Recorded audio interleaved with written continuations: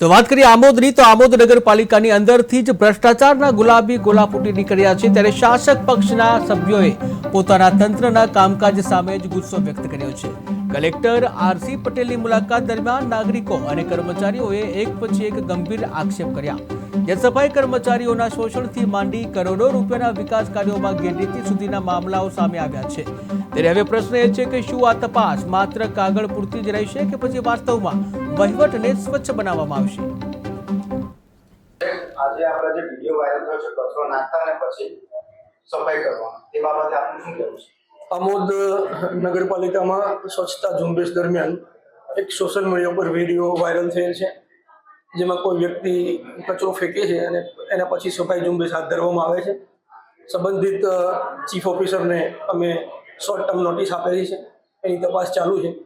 Chief ઓફિસરનો જવાબ આવ્યા બાદ આગળની કાયદેસરની કાર્યવાહી કરવા માટે રાજ્ય સરકારને દરખાસ્ત કરવામાં આવશે।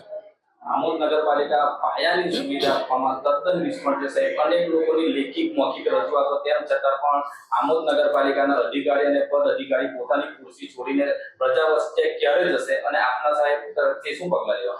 રિજિયનલ કમિશનર ઓફિસ સુરત તરફથી દક્ષિણ ગુજરાતની જે 17 નગરપાલિકા છે તે પૈકી આમોદ અને જંબુસર માટે અમે ખાસ ઝુંબેશના ભાગરૂપે વડી કચેરી તરફથી દર 15 દિવસે આમોદ અને જંબુસર નગરપાલિકાની મુલાકાત લેવાના છીએ। જરૂર પડે વડી કચેરીનો સ્ટાફ અમે પ્રોવાઈડ કરવાના છીએ।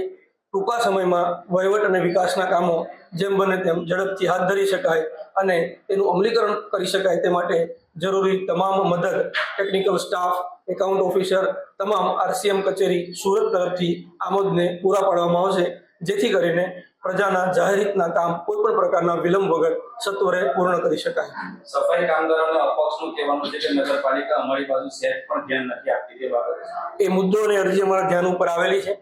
એના આધારે અમે અમારા એન્જિનિયરને જે તે વિસ્તારની મુલાકાત લેવા માટે મોકલવાના છીએ।